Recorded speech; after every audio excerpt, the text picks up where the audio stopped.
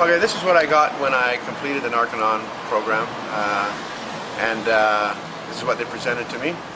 And this over here is what I received after the program at Narconon. Some of this stuff I had to go through. Some of this stuff I had to go through while on the program. The Narconon program consists of memorizing certain texts in ethics books. It speaks about antisocial people, social people. We had to memorize this verbatim, or we could not move on in the program. Narconon says it's not related to Scientology. It's completely secular. Well, if you look at this book here came from right over there. In fact, one of those tapes there was delivered to me from Brad Melnichuk from Able in Canada, and was presented to me at Narconon. The program consists of books 1 through 8. That nearly all of the books are taken right out of the Scientology textbooks from across the street here. If we don't memorize this stuff, our program is stopped or halted, our file put on shelves for 3 days at a time sometimes, until we agree to memorize this stuff. At the time you're doing the program, you don't realize it's Scientology, because nowhere on the Narconon books, anywhere, does it say something to Scientology. Only after I got out of the Narconon program, finished it, became a staff member, and started reading some of these books that I recognized word for word was the Narconon program out of the Scientology books that came from there. I was reading some emails that are starting to come in from ex-staff members and ex-patients. They call them students. And I was reading one last night, and the person said that when they got home, they were a complete shell. They hid for months because they were afraid of relapsing. That person had completed the program. And only recently did this person's brother or sister say to them, Narconon ruined your life, and only now are you able to begin to function properly. I posted that part of that email to me message on the forum, because I think people need to see how the Narconon program affects people in a very negative way, very unhealthy way, very dangerous way. And I think the Canadian government needs to realize this, understand this, see this, and ask for the evidence on it, because there's no way, in my opinion, should Narconon have charitable status in Canada when a charity is supposed to do good for people. It's supposed to be healthy for people. It's supposed to help society. When, quite notably, it's not. I have received hundreds of emails from people who are kind of shell-shocked. I left, diagnosed with post-traumatic stress disorder, and it was after being a staff member there. The government really needs to take a close look at this. And you know, when the students finished their program there, when I was on the program, they have a drill called reach and withdraw. And what it is, they take the students or patients up to a room, and they bring out bags of heroin, crack cocaine, marijuana, crystal meth, and they put it in front of them. And the drill is, in my opinion, it's taunting for them. But the drill is for them to reach for it. They can even pick it up and then put it back. Take their hand away and then reach for it again. To me, it's insane.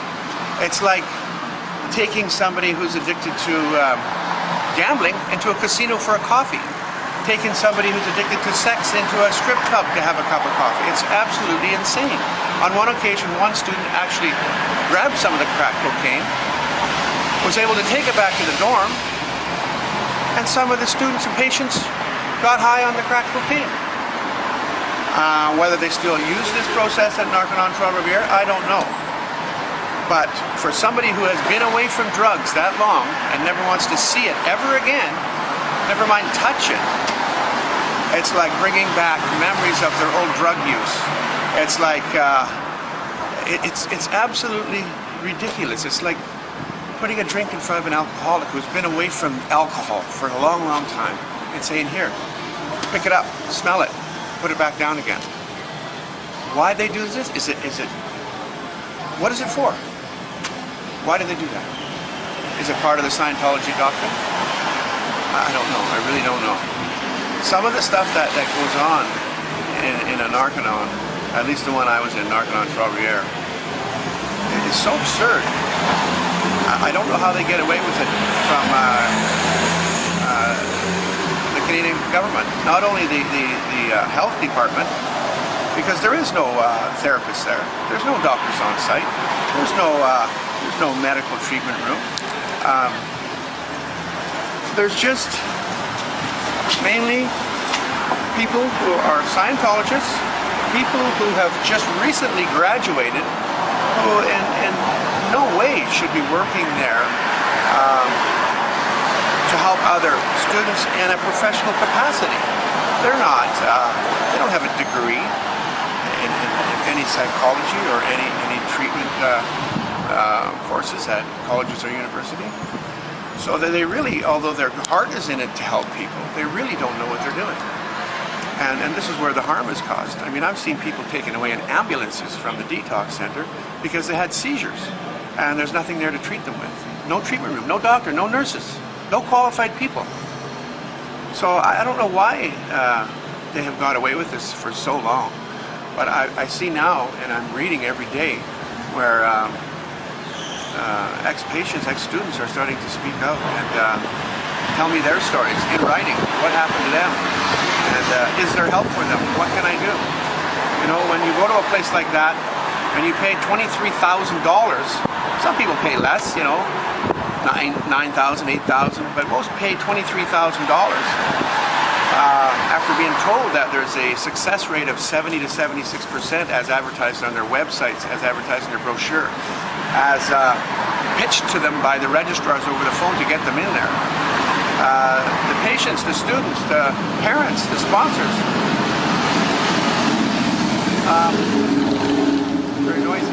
Have a very reasonable expectation of success when they are, when it's implied, expressed that there is at least a 70% success rate. Well, the success rate is not 70%. In my opinion, it's under 50%.